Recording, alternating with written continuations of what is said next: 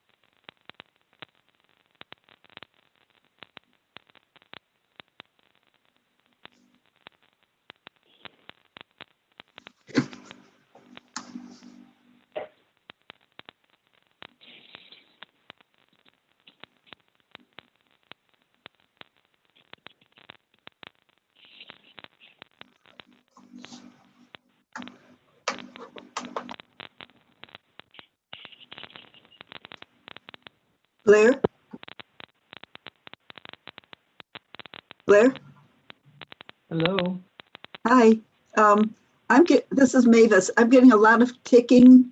Is that me? I hope not. I don't hear anything. It's quiet. No, Oh. I'm getting a lot of crackling also. Well, I'll mute and see what happens.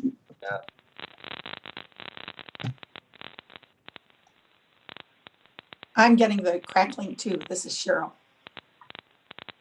Maybe it's because we're all crazy. Oh, no, it's in my head. Yes.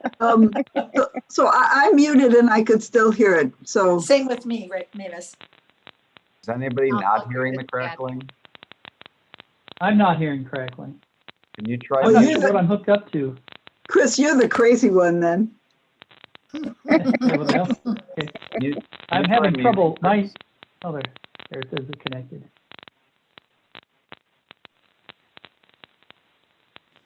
I have a little crackle in the background, but not much. Somebody's sitting by the fireplace. Yeah. Well, I'll try muting too here. Let's see.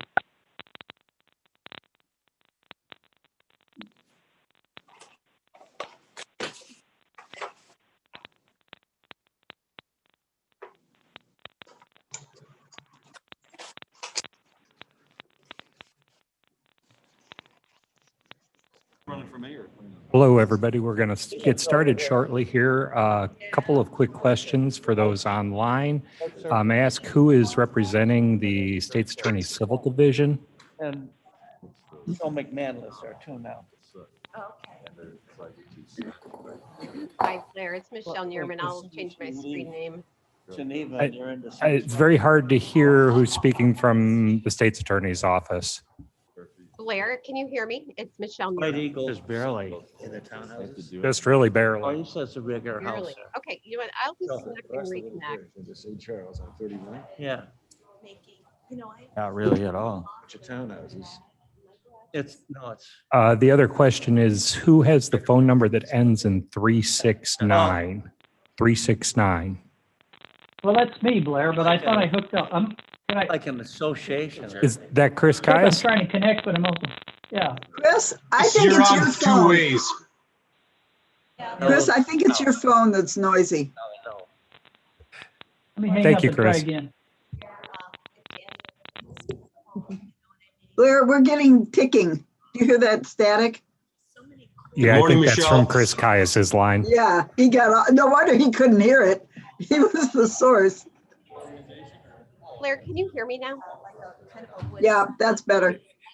It's still really quiet here in the room. So the counties in Illinois have not been doing it on the my right way. What- Audits. Maybe there'll be less chatter in the room. All right. Right, it's because they Well, change once in a while. Well, I think so too.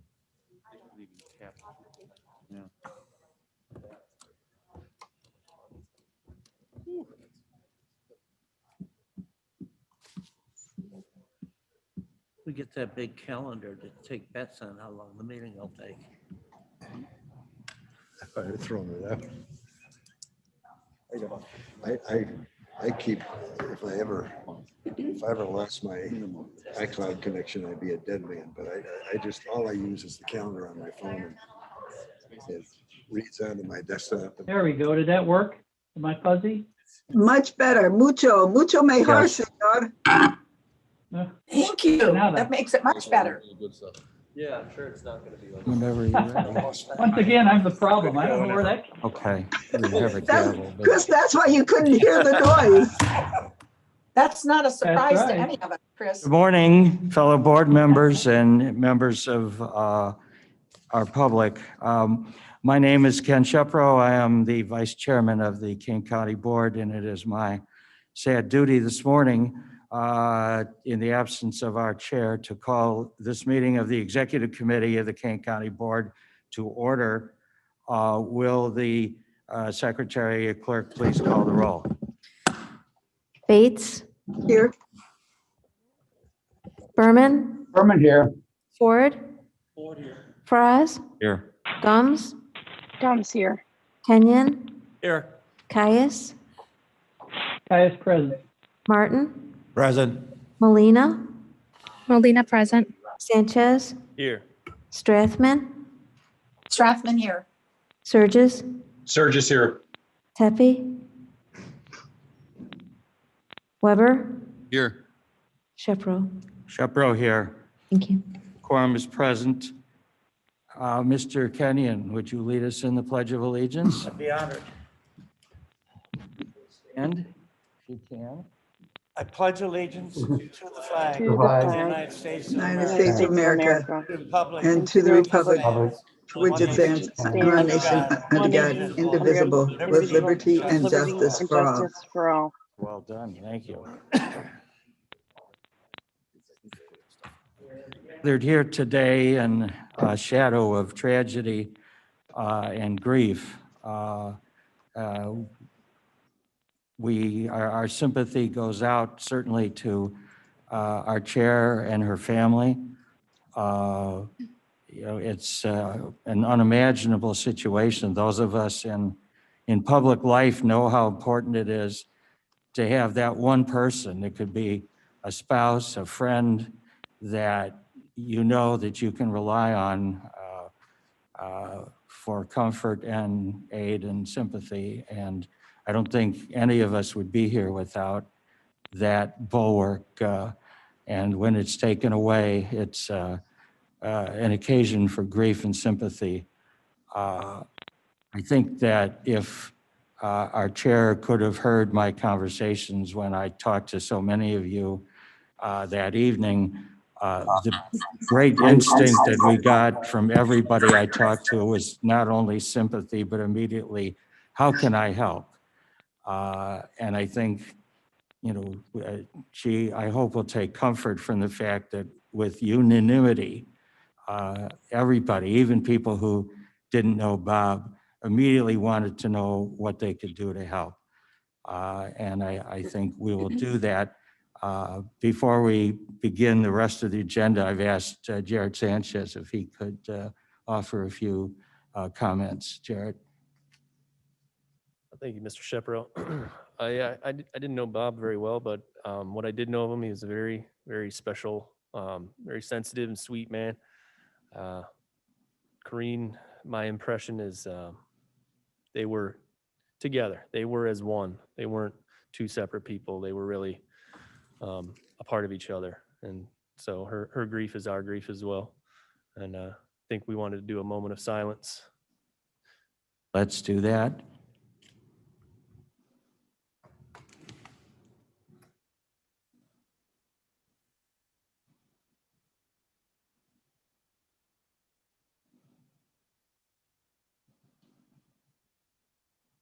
Thank you.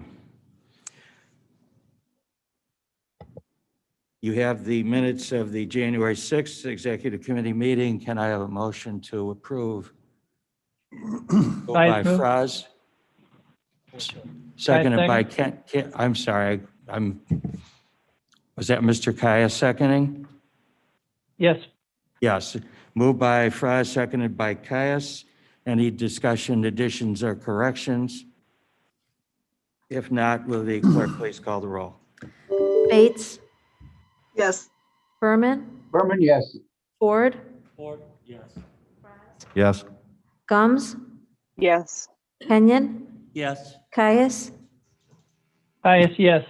Martin, Yes. Molina, Molina, yes. Sanchez, Yes. Strathman, Strathman, yes. Surges, Sturgis, yes. Pepe, Pepe, yes. Weber, Weber, yes. Shepro. Shepro, yes. Motion passes. This is the time under our rules and statute for public comment. If there are any members of the public, I do not believe any have signed up. But if there's anyone online who wishes to speak to an item, this is your time. All right. Hearing none, we will move on to the monthly financial report. Director Anzik. Good morning.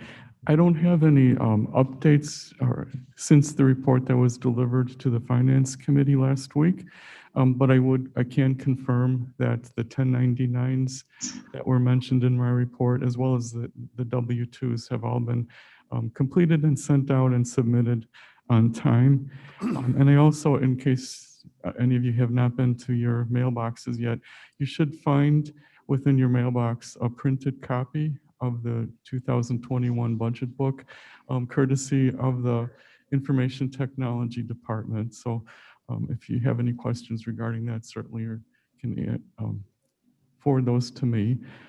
And otherwise, if you have any other questions, I'm happy to answer them. Is there anything in the report that you feel to specifically call to our attention?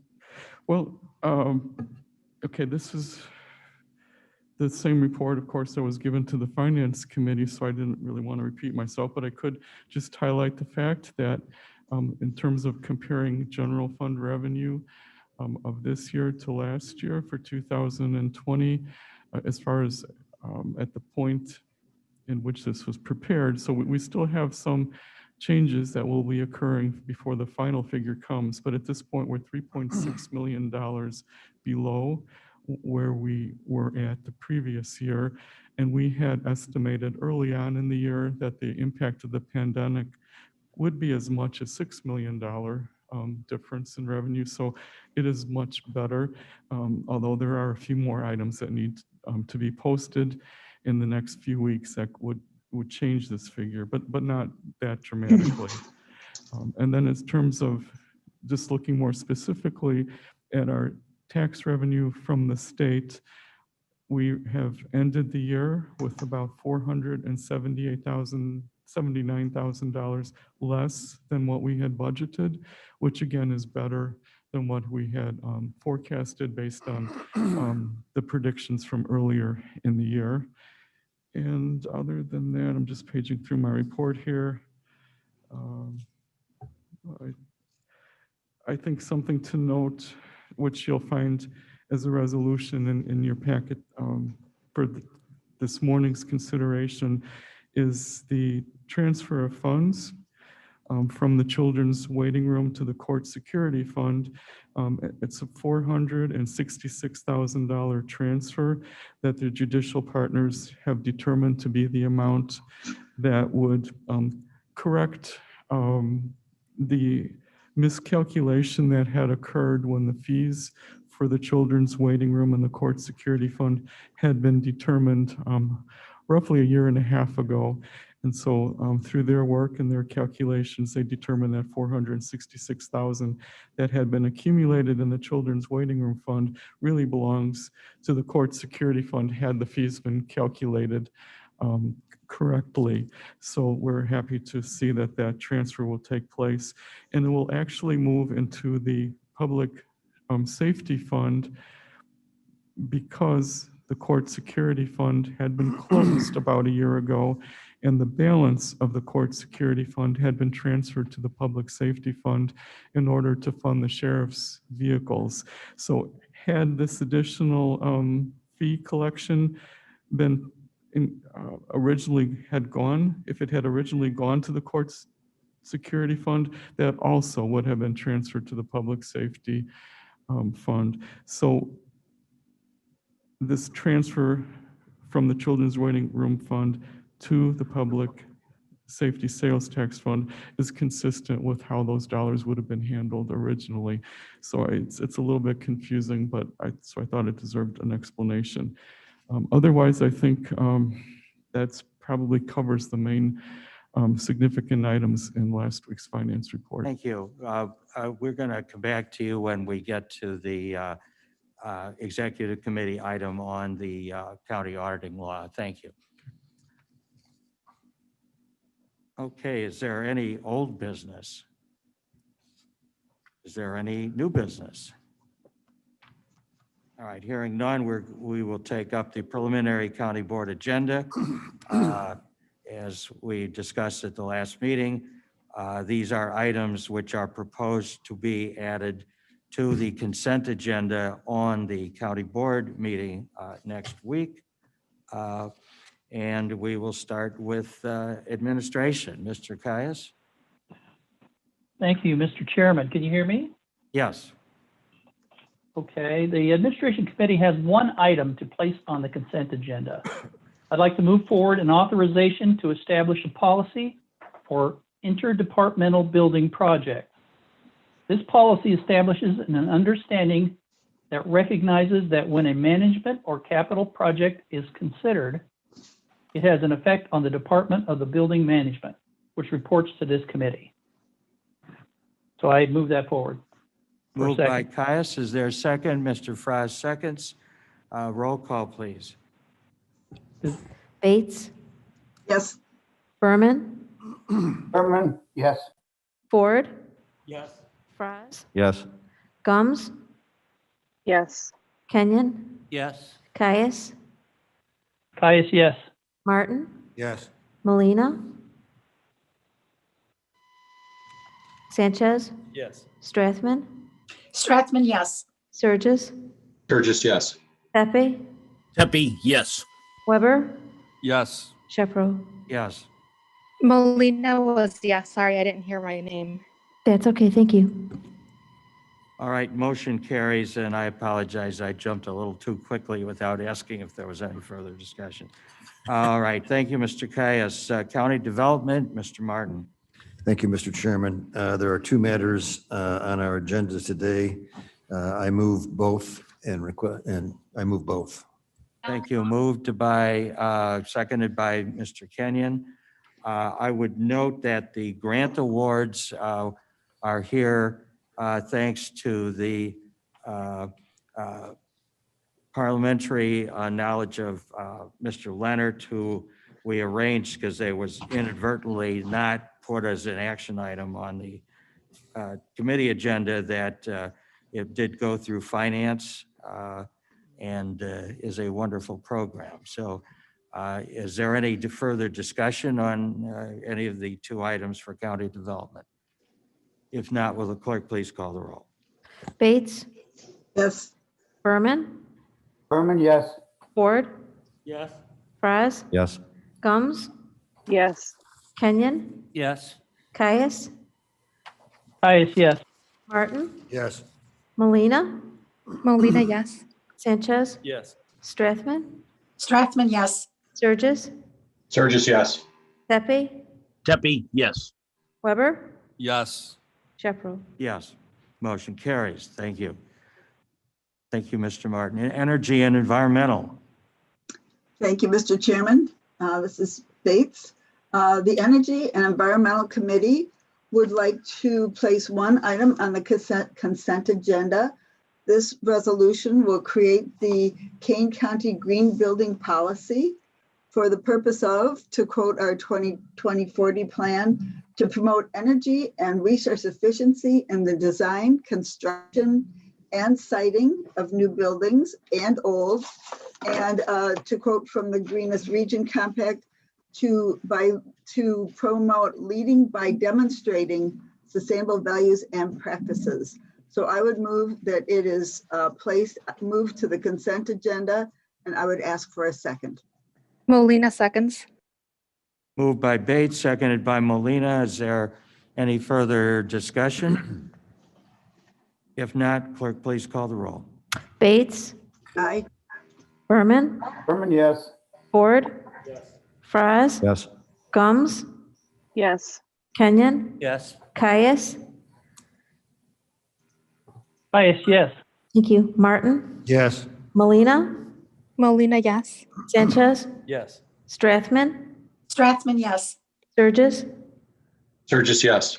Pepe, Pepe, yes. Weber, Yes. Shepro. Yes. Motion carries. Thank you. Thank you. Under executive, we have a resolution authorizing external audits pursuant to the county auditing law. I believe, have the board members all received copies of the draft resolution? The background of this is that at the end of the Finance Committee, the auditor had expressed a concern about the extent of the audit requirements that apply to her office and transition office. And we've had some further discussions. A memo has been prepared, which I believe went to all board members from the state's attorney's office. And everybody has weighed in, and the result is the memo. I guess I'll start by recognizing the auditor. Hello. Hi. So a little bit of clarification on this resolution. It appears that we needed a definition clarification. We've always used a transition audit as what is used for when an elected official or a department head has changed office. And we've historically been under the impression that this needed to be done by 180 days after the transition. After researching the statutes a little bit, there are actually two different statutes that were being intermingled as one. So a transition audit, for definition purposes, is an optional audit that the county auditor has the ability to do either independently or at the request of the transitioning official. The resolution that's in front of you today addresses the second audit, which is done at the direction of the county board after an elected official or department head leaves office. This is to be done specifically by an external auditor. So the resolution in front of you addresses that we have not historically done. So any questions? But just by way of clarification, and before we take questions, I would ask the state's attorney to elaborate a little bit on what was determined after these statutes were reviewed. Michelle? Good morning, everyone. I hope everyone's doing well today. Penny summarized it very well. The past practice and custom did not match up with the current statutory requirements.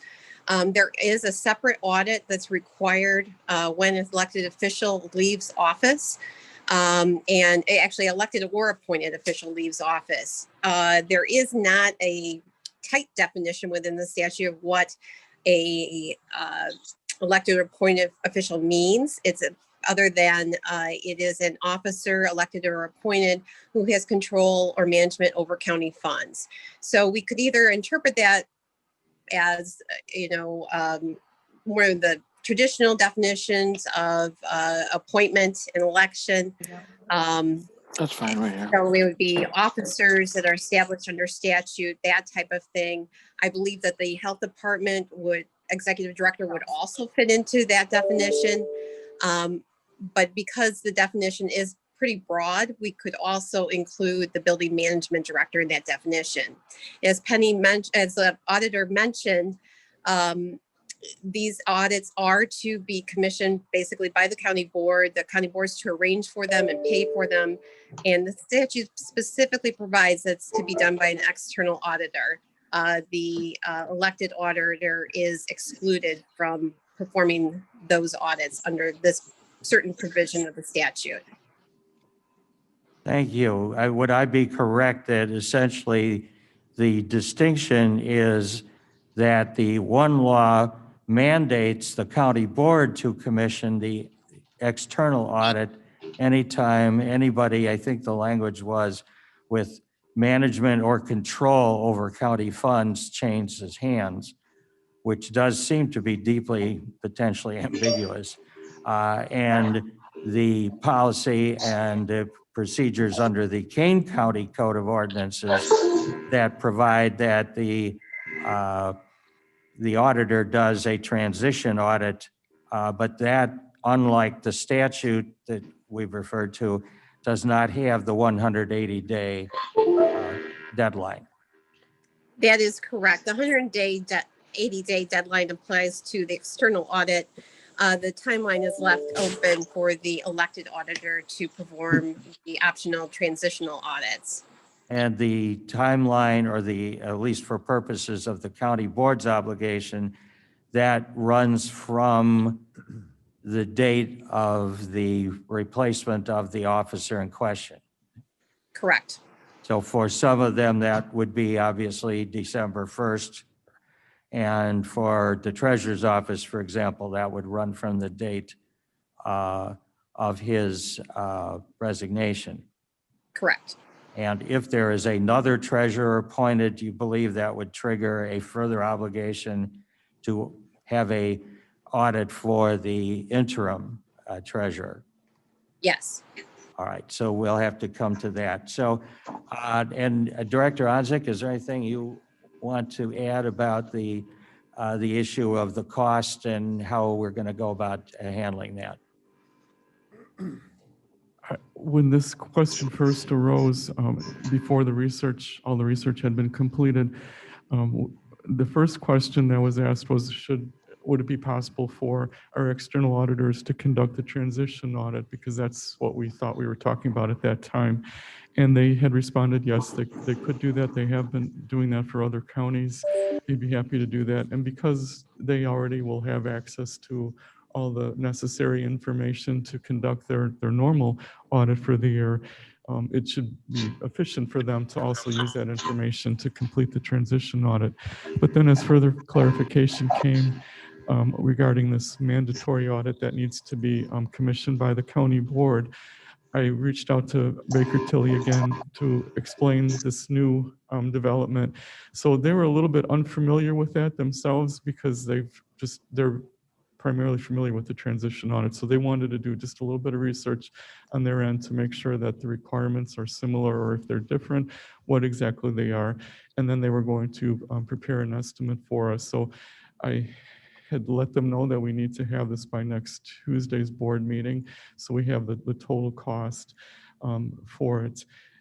So we don't know yet what that will be. They're working on that, and we hope to have, I will forward that information to you as soon as I receive it from them so that you have that to consider. And it would need to be a budget adjustment out of the contingency, because that's really the only place we would have to go at this point for this type of expense. So at this point, is there a number that could appear in the blank on the draft resolution? We don't have such a number. You know, the cost of our total audit is $107,000. So to add on these mandatory audits for some individual offices, I mean, I think it would be some percentage of that, but so it certainly would not be, you know, that amount. It would be a smaller percentage of that. I guess I would have a question for the state's attorney about our ability to pass a resolution that authorizes a unspecified amount. You could say we drafted the resolution that was disseminated yesterday or distributed yesterday by the county board office with a blank in it, with the understanding that we would have an amount before Tuesday. We would have to tweak the resolution if indeed we cannot get that amount by Tuesday.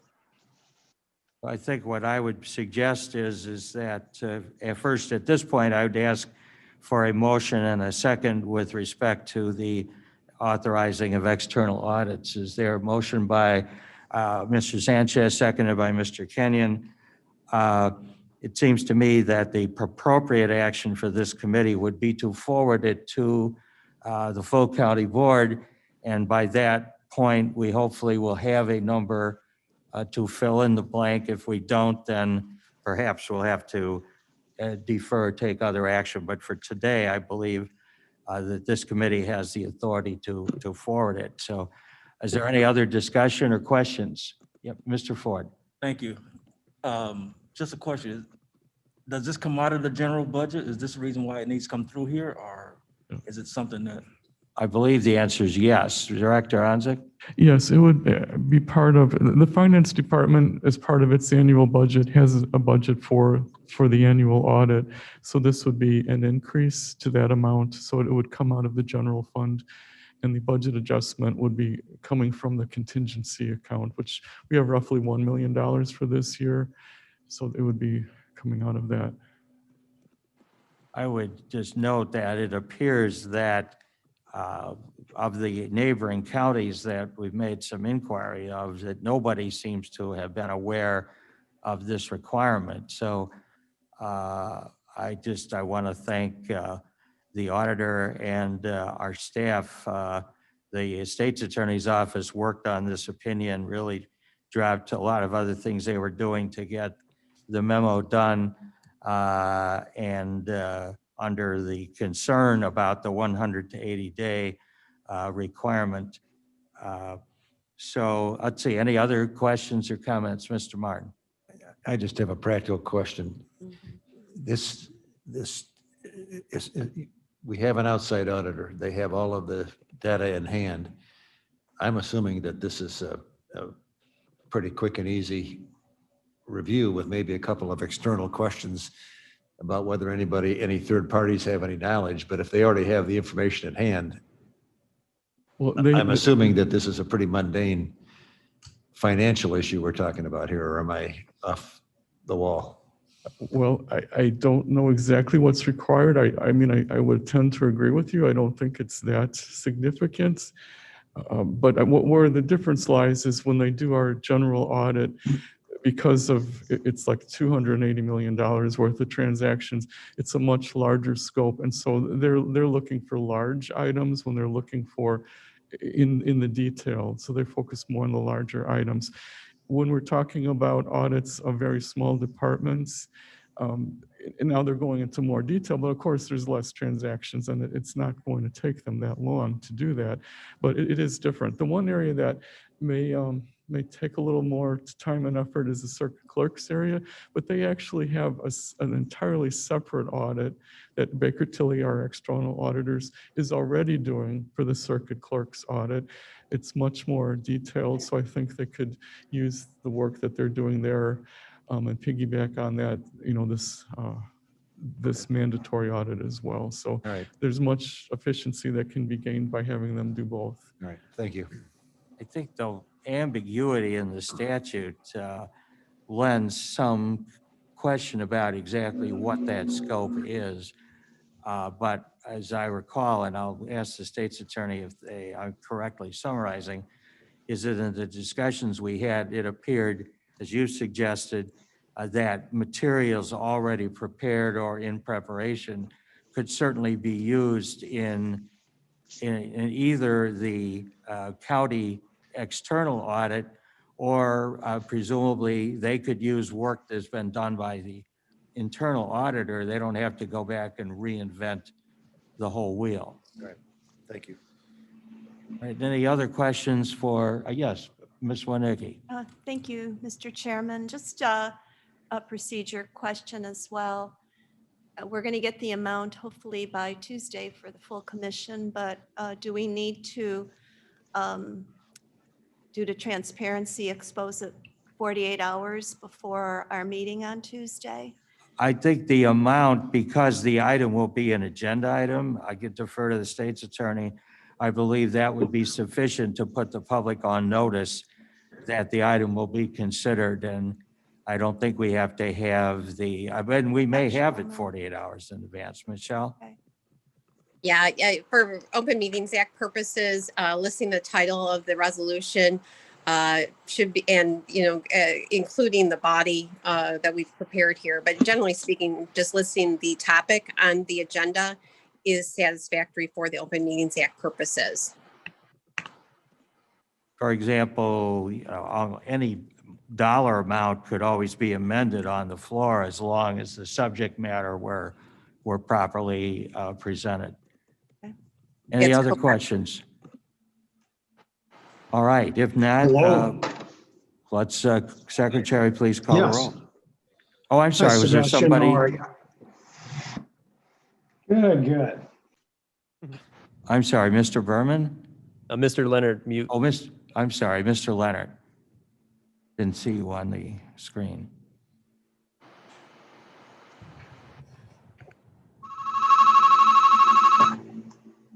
Mr. Leonard? Oh, okay. Somebody's got to answer that. All right. Well, somebody should answer their phone. Otherwise, I'll ask the secretary to call the roll. Bates? Berman? Yes. Ford? Yes. Fries? Yes. Gums? Gums, yes. Kenyon? Yes. Caius? Caius, yes. Martin? Yes. Molina? Molina, yes. Sanchez? Yes. Strathman? Strathman, yes. Surges? Tepe? Oh, sorry about that. Surges, yes. I was clicked on mute. Sorry. That's okay, thank you. Surges? Tepe? Yes. Weber? Yes. Sheffro? Yes, and I think Mates was muted. Bates, yes, thank you. Thank you. Motion carries. All right. Next item is the main event, Finance and Budget. Mr. Berman. Yes, the Finance and Budget Committee has 22 items. And what I would move that we approve them for the consent agenda for the county board. And after a second, we can go through and discuss each one. I don't want to have a vote on each one, but just a vote on the total. So I move that they be presented to the county board for approval. Is there a Caius moved. second? Gums will second. Caius, second. All right, Caius moved, Fraz second. And I apologize when people are talking at once. Sometimes it's hard to sort out who gets the credit. All right, consistent with what we did at the last meeting, is there any item that any member of the committee wishes to have discussed and voted on separately? Hearing none, then is there any discussion on the motion? Hearing none, I'll ask the secretary to call the roll, please. So I just wanted to confirm, I have Berman moving and Fraz seconding. Bates? Yes. Berman? Berman, yes. Ford? Yes. Fraz? Yes. Gums? Gums, yes. Kenyon? Yes. Caius? Caius, yes. Martin? Yes. Molina? Molina, yes. Sanchez? Yes. Strathman? Strathman, yes. Surges? Surges, yes. Tepe? Tepe, yes. Weber? Yes. Sheffro? Yes. Thank you, Motion Mr. carries. Chairman. That's the extent of the Finance and Budget Committee. Thank you, Mr. Berman. Transportation, Mr. Fraz. Yeah, Mr. Chairman, I have two items. I'll move both. Thank you. Is there a second? Seconded by Ford. Any questions, Mr. Chairman? discussion? Mr. Yes, Chairman, Mr. Caius. Mr. Caius, this is Chris Caius. Yes. Let me see here, what are my notes? Yes, item number 1, approving construction with Aldrich Electric Incorporated of Libertyville, Illinois for Long Meadow Parkway C4 tolling infrastructure signage, Kane County section number, whatever that is. I once again rise to speak on behalf of residents of my district that have opposed the size and scope of Long Meadow Parkway, which they feel unduly divides the county forest preserve and their own neighborhoods in District 23. I also speak on behalf of their opposition to the establishment of a toll on a bridge that connects their village by a short drive. The only toll bridge on a minor roadway in the state of Illinois, a toll bridge that will require that we as residents of Northern Kane County not only pay for its construction, but also for its continued long-term maintenance, a toll from which potentially nearly 1/2 of the proceeds will go to a tollway collecting authority. We lose half our money. A toll that most likely you, I, and maybe most of my constituents will never see retired. And so I will be voting no on this, or I'd like to have it removed so we can address it. All right. Is there any other discussion? I'm then going to ask for a separate roll call on item 1. Mr. Frost, do you have any? Normally I go through the items, but go ahead. Oh, I'm sorry. Well, please do. Yeah, so the item 1, the item that Mr. Caius was referring to, that's an approval of a contract for construction with Aldrich Electric out of Libertyville, Illinois. They were the low bidder. The amount is $1,300,203, which was about $89,000 under the engineer's estimate. And that this is for the tolling infrastructure, which is 2 large, the lattice gantries that you see over the tollway at their tolls. It's for 2 of those structures, and also a building to house the tolling equipment. And then item 2, this is requests the consent from the county board to work with IDOT for the reappointment of Carl Scheidel as the county engineer. The state oversees the appointments of all of the county engineers in the 102 counties in the state, and it funds 50% of their salary. It's a 6-year term, which is expiring, and we're recommending Chief Engineer Carl Scheidel for a 3rd term. That's all I have. As I recall, at transportation, it was difficult to find enough space on one page to enumerate all of the awards that Director Scheidel and his department have received on behalf of the county. Correct. All right, I think given, I'll suggest that we have a separate roll call on item 1. You please call the roll on item 1. Bates, So if I vote no, does that mean it comes out of consent, or yes? And I want to take it out of consent. Well, you can take it out of consent, I guess, now, or effectively, you may also do so on the day of the meeting when the consent agenda is published. If the desire is that this be off consent, Is that yes or no? We can do it now. So Is that yes or no? that's Out. now I'm confused about the yes or no, but a no vote would mean that it would come off consent. No, thank you. Berman, Yes. Ford, Yes. Fraz, Yes. Gums, No. no. Kenyon, Yes. Caius, Okay, you'll have to straighten me out, Mr. Chairman, if you would, please. Again, a no vote is to A no vote. kill it, or A no vote would accomplish several things depending on how many no votes there are. If a majority of the committee votes no, this would not be forwarded to the county board agenda. If any one person votes no, that would be sufficient to take it off the consent agenda at county board.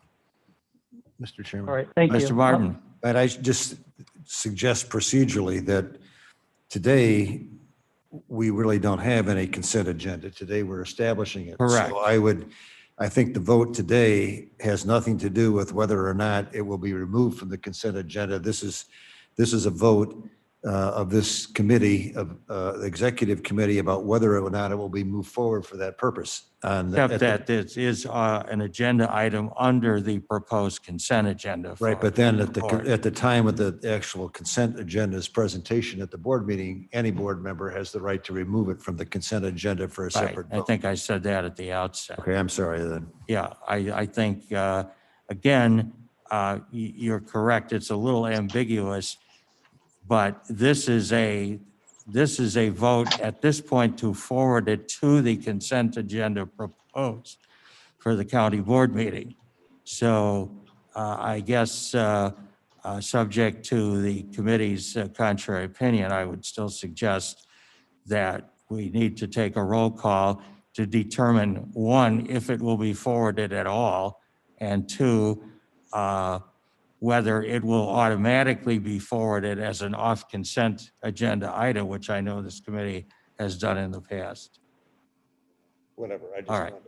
wanted to. Okay, I thought we were voting for on consent or off consent, so thank you for that clarification. All right. So does that require anybody whose name has been called to change their vote? Could you clarify what a yes, All I know right. you just said it, but All right. I'm sorry. Yes means it stays on the consent right. agenda for the, Let's try to do it this way and cut short the parliamentary discussion. all A right, no vote, a single no vote will mean that it is off consent. And so, okay, but the vote is still whether to forward this at all to the county board agenda. thank you. So I do not need to major- change my vote. All right. Thank you. Shall we proceed with the roll call then, please? Caius, Caius, no. Martin, Yes. Molina, Molina, yes. Sanchez, No. Strathman, Strathman, no. Surges, Surges, yes. Tepe, Tepe, yes. Weber, Yes. Shepro. Yes. Report, Mr. Fries. Yeah, I'd just like to, as a follow-up to that action item, I would just like to say that those that oppose this and want to vote no should really direct their efforts to generating $45 million in additional revenue to replace the toll. And then we would be happy to stop the project. Would it be correct, Mr. Fries, that if this were defeated, it doesn't affect the construction of the bridge, doesn't stop it, it would simply not have a mechanism to collect tolls? The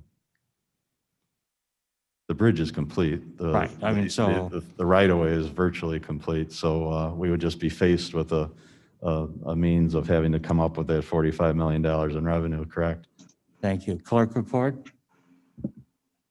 on the vote. Vote.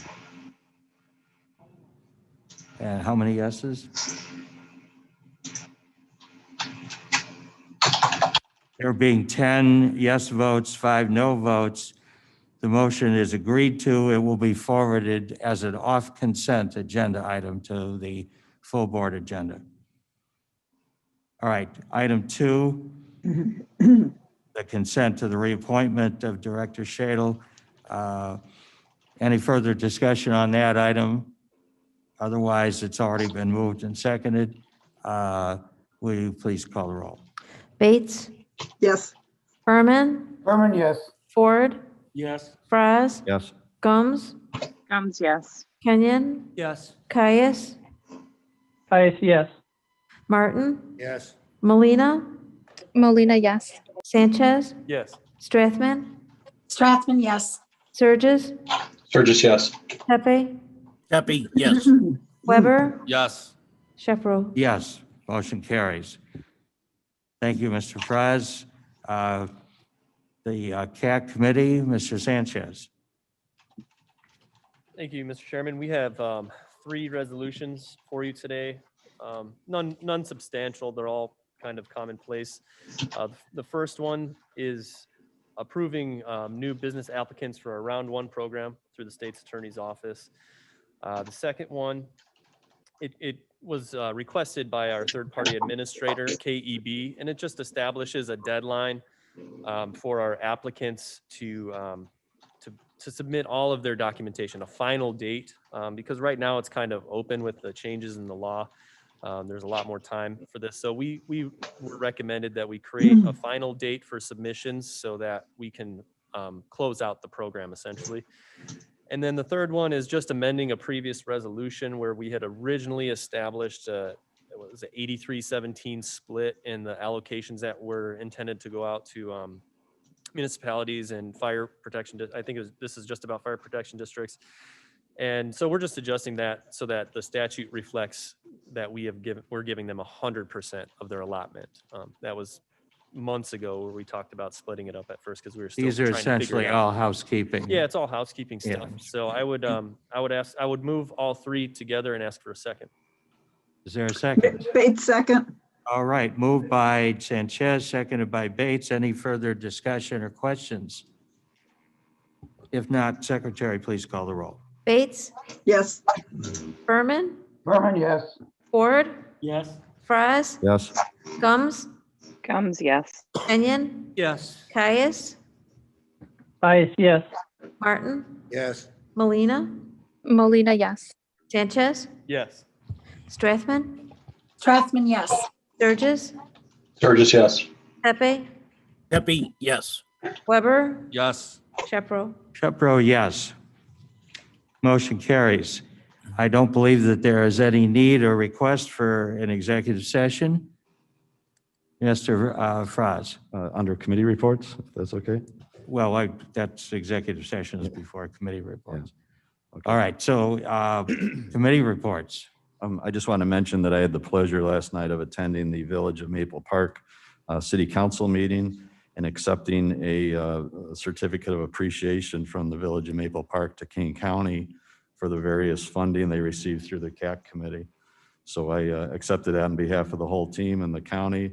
And it was kind of neat because it was not only did the village itself receive some funding, but the fire district, which is a separate agency, received funding and two of their main downtown businesses. So they were all there and very appreciative. So It's always nice when someone actually says thank you. yeah, it was. And multiple agencies and private business too. So just wanted to mention that. Thank you. Any other committee reports?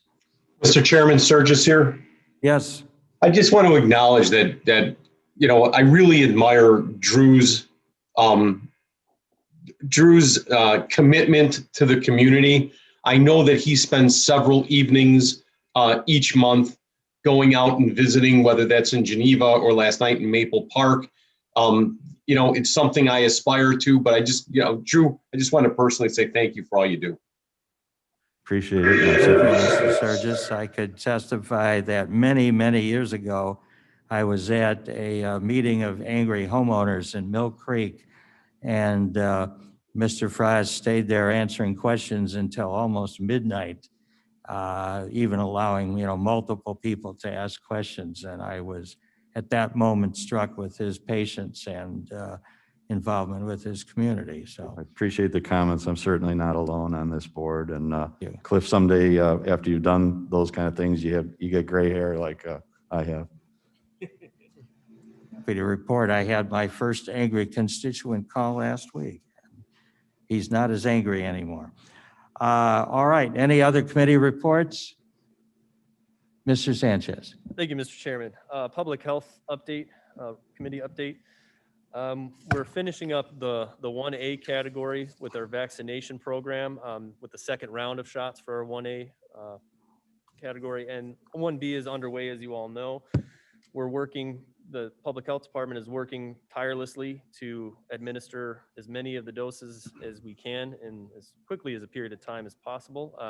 We've got law enforcement events that have been happening already, and I'm told that we're actually getting near completion with all of our law enforcement.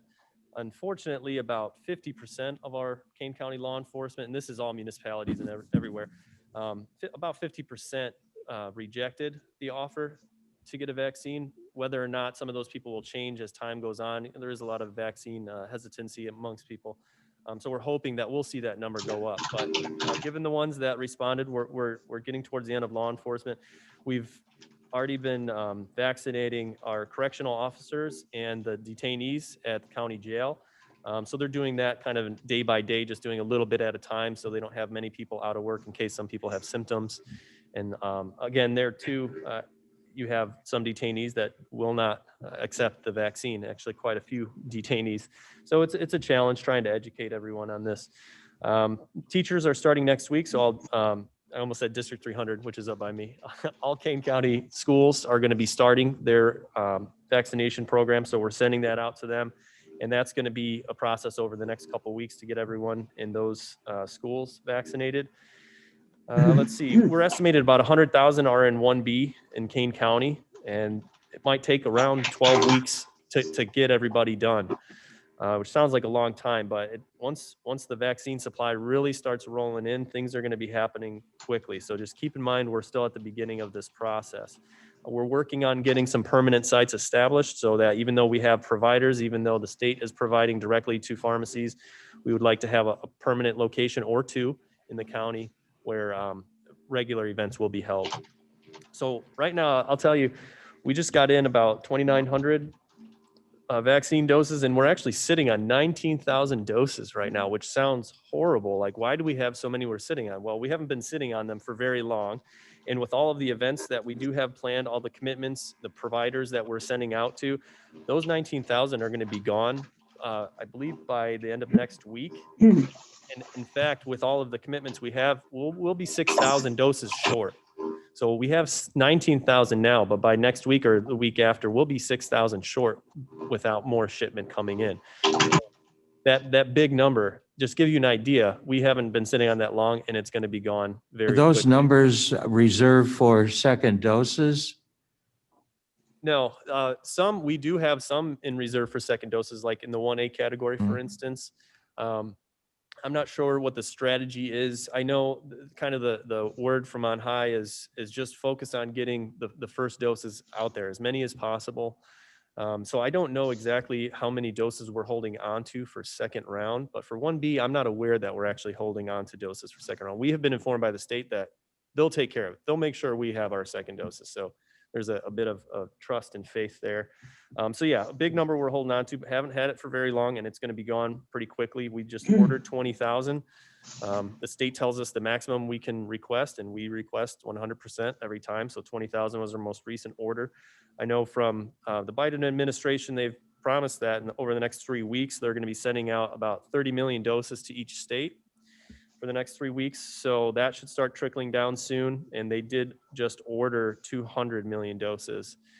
They have a very bold and ambitious plan to vaccinate the population by fall, I believe. We'll see where we get with that, but I think once the supply comes down from the federal government more, the state will be handing out a lot more vaccine, and it will be like testing was not too long ago, or a lot of anxiety. We're waiting, when can I get tested? And a couple months go by, and it's very commonplace, and everyone knows where to go. So if you look at the public health website, we did make some updates to it. It's a little bit more friendly in the mobile version. So take a look, let us know what you think. We are talking to a marketing professional right now just to help us really get the word out a little bit more as the program takes off, and we want to inform people what to do, even at a wider range. So we're working on that. I know a lot of people think Kane County is behind the ball a little bit in their communication. We are working on getting a public information officer, for instance, and that alone would have created a huge difference. But we're doing pretty good with the staff that we have. And so we're going to bring a marketing person in just to help us out a little bit more and take us a little further. And so everything's going pretty well. Otherwise, if anyone has any questions about what's going on with this, I'd be happy to answer it. Other than that, that's my report. Thank you. I would just comment that my experience with some of the fire departments is concerning that many of the young firefighters are declining the vaccine. And I'm not sure what obviously we can do about that, but hopefully they will start to become more interested. And it certainly, as we get closer and closer to the issues of more vaccine coming, the public seems to be more and more eager to find out where, when, and how they get the vaccine. So thank you for that update. Any questions for Mr. Sanchez? Bates, please. Yes, Bates? I've been calling my constituents on a regular basis and asking them if they need information about how to get vaccinated. And they're teaching me more than I'm teaching them, as usual. But my constituents who are on my chart with Northwestern are getting calls and will probably, they say they're going to get vaccinated this week or next. They say that Northwestern has a huge supply. They imply that Northwestern has a huge supply of vaccine, which is troubling to me because I can't get vaccinated at Osco. So is there a distribution inequality? I know that's not a nice word, but I'm going to use it anyway, for lack of a better word. Thank you. I don't know. This would come from the state. And I don't know what vaccines the county has given to various hospitals in the county. I can find out for you if you'd like, but yeah, I mean, it was, my understanding is we're trying to get shots in arms, not have vials sitting in coolers.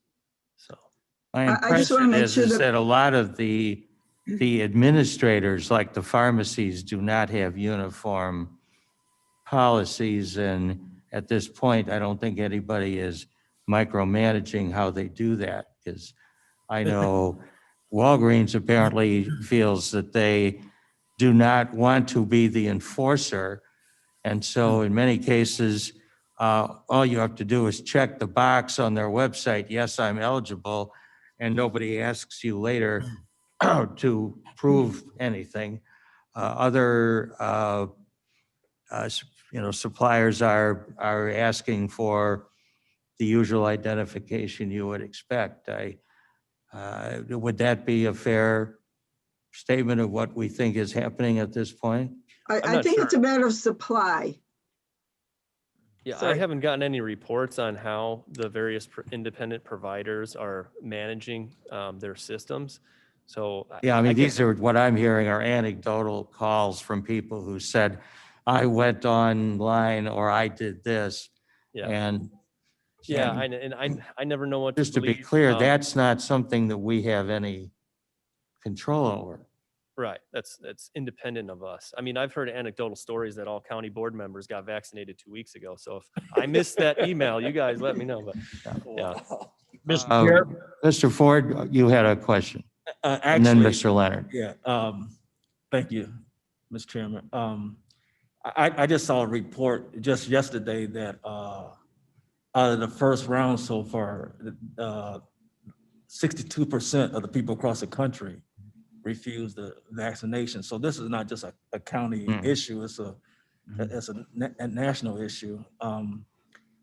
Also that a lot of people I talk to who are in that list of 65 and over, they have received a notice from their doctor to start getting set up to have their vaccine. So a lot of positive things have happened, and I just would put it out to all the board members that we need to get educated on the vaccine itself and see what we can do to help out to get the word out there. You know, we all can reach 20 people, you know, and it'll make a big difference. Mm-hmm. Thank you. Mr. Leonard, did you have a? No, Tepe here. Oh, Tepe, I'm sorry. I'd like to share with the board. I sent out a communication to, I have a fairly large email list and they're primarily seniors. So I sent a communication out urging them to register at every place that they could register. And as much as that is not an ideal solution and creates frustration for people finding where they can get their first vaccination, it's proving to be successful for many people. So I've not only heard from quite a few of my constituents that, yes, they've gotten their shots, But personally, my wife and I are scheduled to get our first shot this afternoon.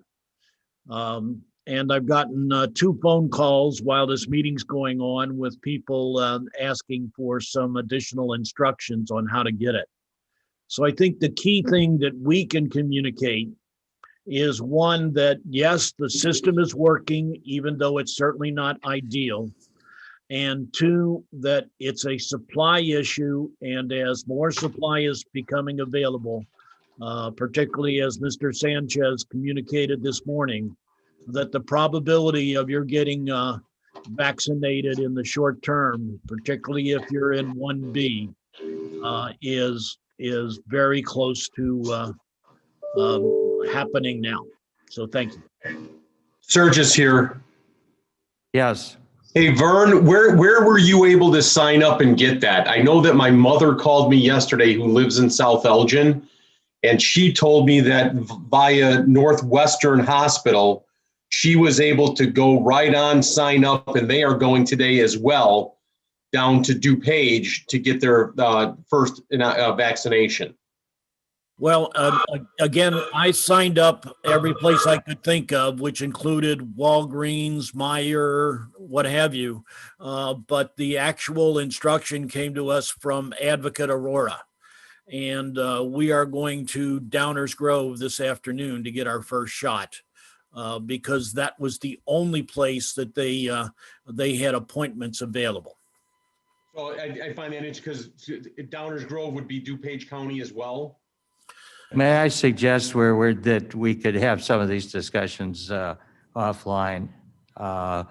You could, but then you'd be rude. We're talking. Stop. No, yes, by all means. By all means. The key thing, Mr. Shepro, is that we're all being inundated with calls and requests. Yes. And so actually this is probably a good discussion to have for maybe 2 or 3 more minutes. All right. I will be happy to do that. My point was that both parties here seemingly have to go into DuPage County to receive the vaccination, which I find curious as to, why we can't get something out in Kane. And there might be a perfectly good reason. I don't know, but I just wanted to bring it up. I'm personally convinced that it's all a supply issue. There were locations in Kane County, they just didn't have immediate shots available. So it's just a matter of encouraging people to sign up everywhere they can and try to allay their disappointment in not getting something very quickly. Thank you, Mr. Martin. I'm Teppy. All of the major healthcare entities that have contact with the county are putting together their own protocols for what they're doing. And I know that we've received notices from at least 2 saying how they're doing it and what they're doing. And